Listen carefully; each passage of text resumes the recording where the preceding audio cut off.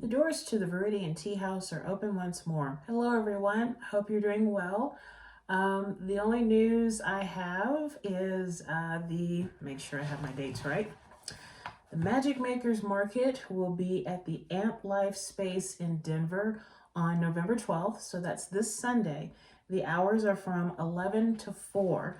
So if you're going to be in the area and you're looking for something really cool, very witchy to do, you cannot go wrong with the Magic Makers Market. And Jackie and the folks they've always done such a stupendous job with this market. And I haven't been at the market in several months now, so I'm happy to be returning as a vendor. I will have tea, some books, photography done by me, and some watercolor artwork done by J.W. Bullard. So I will have a full table of goodies.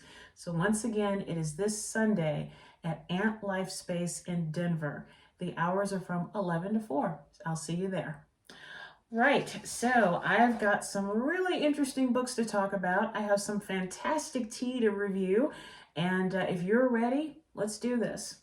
So the first book, I just want to say there was so much hype about this book when it came out that I didn't really want to read it. You ever get to that point where you hear so much hype about something that it almost like deters you from wanting to try it?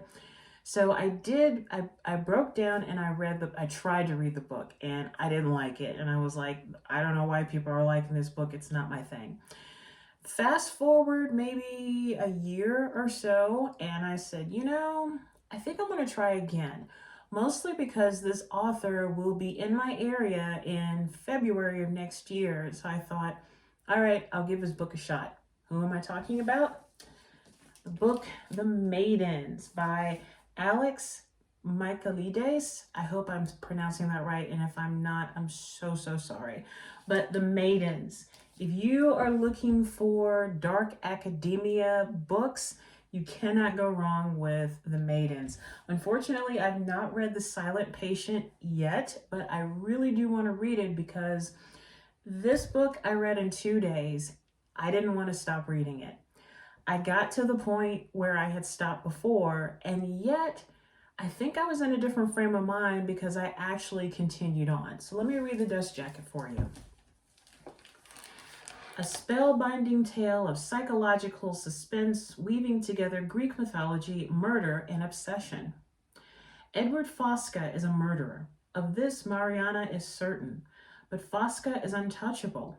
A handsome and charismatic Greek tragedy professor at Cambridge University, of course it's going to be at Cambridge, Fosca is adored by staff and students alike, particularly by the members of a secret society of female students known as the Maidens.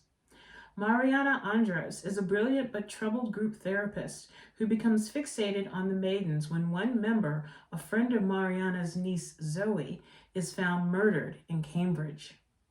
Mariana, who was once herself a student at the university, quickly suspects that behind the idyllic beauty of the spires and turrets and beneath the ancient traditions lies something sinister. And she becomes convinced that, despite his alibi, Edward Fosca is guilty of the murder. But why would the professor target one of his students? And why does he keep returning to the rites of Persephone, the maiden, and her journey to the underworld? When another body is found, Mariana's obsession with proving Fosca's guilt spirals out of control, threatening to destroy her credibility as well as her closest relationships. But Mariana is determined to stop this killer, even if it costs her everything, including her own life. And as for the author, he was born and raised in Cyprus. He has an MA in English Literature from Trinity College, Cambridge University, and an MA in Screenwriting from the American Film Institute in Los Angeles. His first novel, The Silent Patient, spent more than a year on the New York Times bestseller list and sold in a record-breaking 50 countries. He lives in London. So I will say that being a writer, especially now being a murder mystery thriller writer, I always try to see if I can figure out the twist, because there's always going to be a twist. I was right about the twist, but I was so wrong about the person. I'm not going to give anything away. But like I said, this is a lovely slice of dark academia. You have the secret societies, you have the old established university, you have quite the psychological trauma, and of course, dealing with Greek tragedy and Greek myths and legends involving life and death and the underworld. This was an enjoyable read, and I love the fact that I got stumped. I just, there were so, I have to give it to him, there were so many red herrings, and I was like, that's a red herring, that's a red herring, I'm not going to follow that one. But then the one thing that I just did not even consider turned out to be right. I noticed on Goodreads that a lot of people did not care for this book, and then a lot of people really love this book. So love it or hate it, I really think it's a great page turner, and I truly did enjoy it. And I'm also very much into Greek myths and legends and Greek tragedies. So reading this book just made me think about my own studies, back in high school, and also continuing on now. But once again, The Maidens receives 5 pots of tea from Viridian Tea House. I truly, truly did enjoy reading the book, and I feel kind of bad that I didn't like it at first. So I'm glad that I went back and I read it again in a different frame of mind, and I am looking forward to reading The Silent Patient. So many thanks.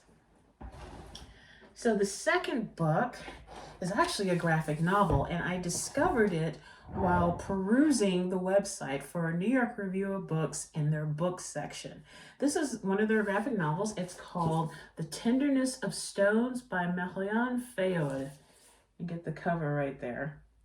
So when I first read about it, I was like, okay, this sounds kind of quirky, and I'm kind of digging the illustrations, whatever. But then I read it, and I read it in one sitting, and at first it took me a while to figure out what was going on. But then when I said, you know what, let the story tell you in its own way, then I got it. So I'll read the back of it for you. We buried one of Dad's lungs, announces the narrator of The Tenderness of Stones. The lung is so large it takes 3 men to carry it, and that is just the beginning. The family looks on as, under the dispassionate orders of white-clad strangers, their father is disassembled piece by piece. Beneath it all is one devastating truth. Soon he will be gone entirely. Marion Foyelle is one of the most innovative artists in contemporary comics, and in this startling, gorgeously drawn fable, she offers a vision of family, illness, and grief that is by turns playful and profound, literal and lyrical. So yes, it deals with how their father is taken apart piece by piece and reassembled, or pieces are no longer used, and these white-clad strangers that invade their home. It's all about her father dying of cancer. And like I said, when I stopped forcing the theme to come to me and I said, okay, you tell me, that's when I was like, oh, and it's quite beautiful. And it's an innovative way of handling death. And it's translated from the French by Geoffrey Brock, and this is a New York Review comic published by the New York Review of Books.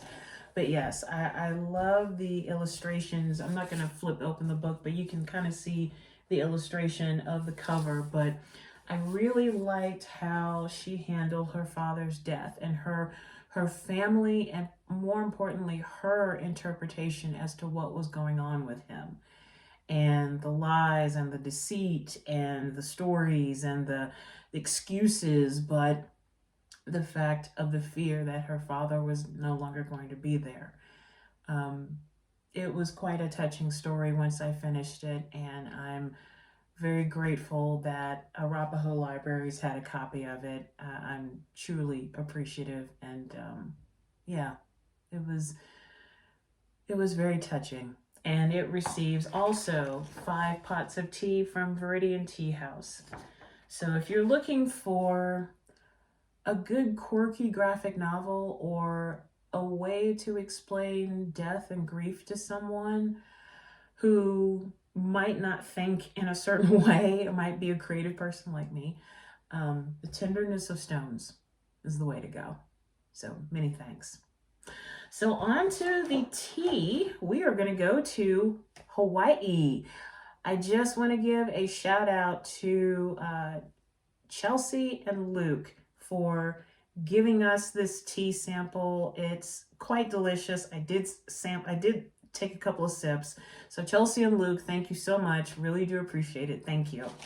This is from local Boiz in Hawaii. And this particular tea is peachy and makini mixed tea. So this is scrumptiously sweet peaches dehydrated and mixed into Ceylon tea and Big Island memaki tea. So I'd never heard of this company before, but I love discovering new tea companies. So I looked at their website and I'm following them on Instagram, and I am just, I'm over the moon, over the moon. When I opened up the bag, I got nothing but peaches. I've never been to Hawaii before, but I kind of got like this little scene of myself, sipping this tea while watching the beach and just not having any cares in the world. And the taste was absolutely divine. So from me to you, a lovely peachy and makini mixed tea by local Boiz.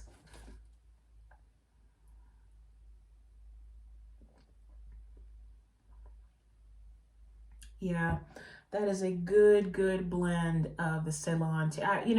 It's funny. I need to work with more Ceylon because I truly do love the taste of Ceylon tea. It is a black tea. And Ceylon was the former name of Sri Lanka.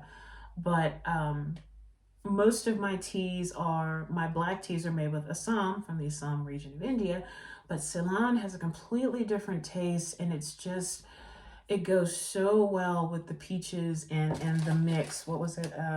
Big Island memaki tea. So this is, and of course I'm drinking this hot, but I would really be interested to try it cold as well. But I'm definitely getting, of course, lots of the peaches. It's not overpowering.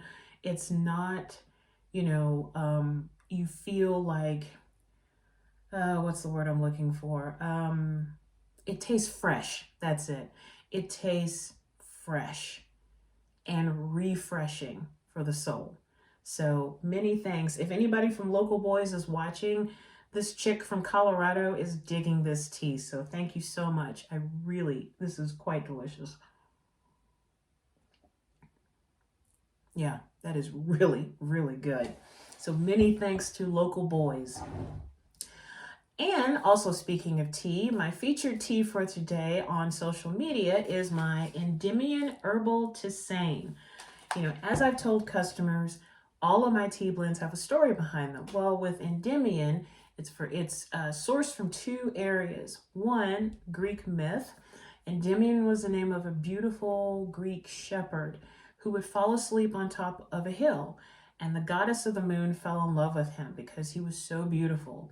So she decided to put him in eternal sleep so that he would never grow old. Also, Endymion is the name of a Mardi Gras crew down in New Orleans too. And I've always loved that parade. I truly do love it. So this was probably it's one of my older blends. I wanted to create something that would be relaxing. Some people have actually fallen asleep to this tea, and some people are like, I never really fall asleep, but it helps me unwind. So I tell people, if they're interested, if you're looking for a tea that helps you unwind after a long day, you cannot go wrong with Endymion Herbal Tisane. And the ingredients are hibiscus, chamomile, lavender, rose petals, and peppermint. And since it is an herbal tisane, there is no caffeine, so you can drink this.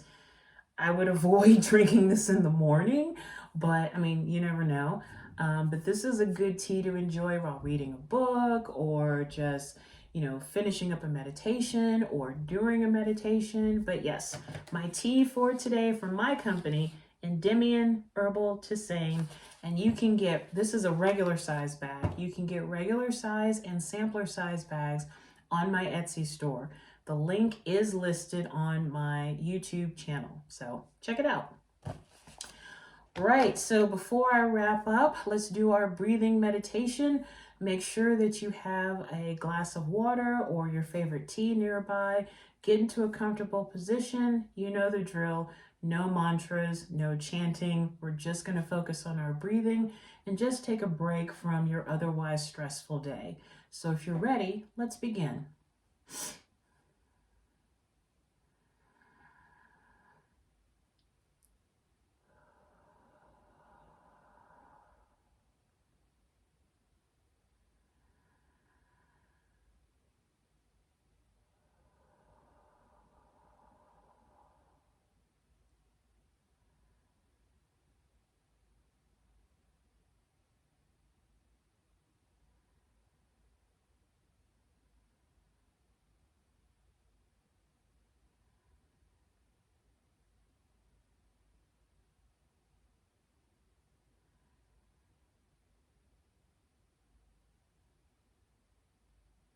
And now let's end this breathing meditation with a deep breath in through the nose and out through the mouth.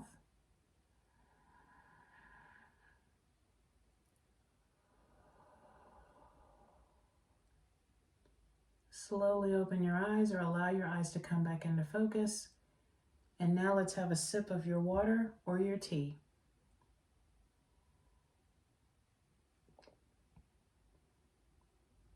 Still refreshing.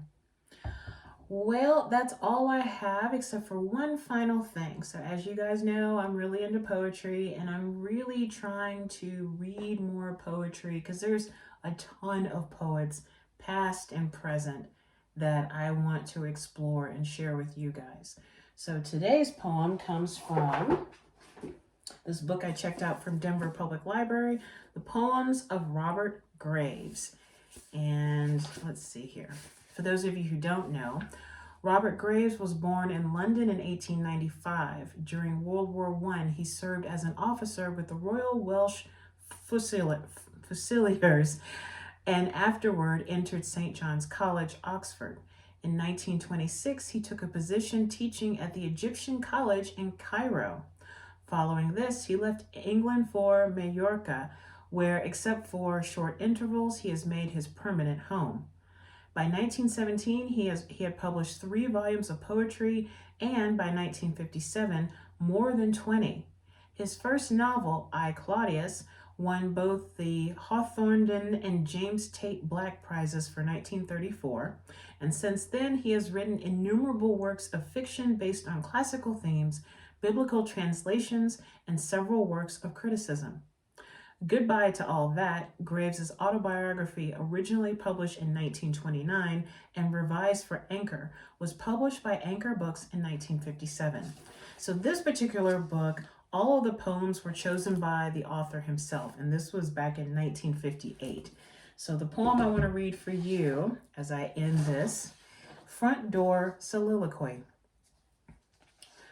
Yet from the antique heights or deeps of what, or which was grandeur fallen, sprung, or what, or which, beyond doubt, I am grandeur's grandson, true to the eagle nose, the pillared neck, missed by the intervening generation, whom large hands, long face, and long feet sort out, from which and what, to wear my heels down even, to be connected with all reigning houses, show 16 quarterings or 64, or even more with clear skin and eyes clear, to drive the nails in and not wound the wood, with lungs and heart sound and with bowels easy, an angry man heaving the sacks of grain from cart to loft and to what and what and which, and even thus, and being no Rousseauist, nor artists of the world unite, or which or what, never admitting, in effect, touch anything my touch does not adorn. Now then I dung on my grandfather's doorstep, which is a reasonable and loving due, to hold no taint of love or vassalage, and understood only by him and me, But you bog rat whiskered, you psalm gridling, lame, rotten livered, which and what canaille, you when twin lackeys with armorial shovels unbolt the bossy gates and bend to the task. Be off, work out your heads from between the railings, lest we unkennel the mastiff and the Dane. This house is jealous of its nastiness. When I read that poem, I printed it off and actually pasted it in my journal. Something about that poem did something to me. And interestingly enough, there is a really cool movie about Robert Graves called The Laureate. If you get a chance to watch it, I highly recommend it. So that's all I have for today. If you like what you see and all of my goofiness and unscriptedness, please give it a thumbs up, make a comment, and thank you so much, as always, for watching these crazy videos. And I hope that one of you out there will read some of these books that I'm like plowing through. Many thanks to the library systems for having them, and many thanks to the authors, past and present, for writing them. And always, again, thanks to you for being you. So take care of yourself and each other. Raise your teacup high. And remember that to drink tea is to enjoy life. I will see you guys really soon. Bye for now.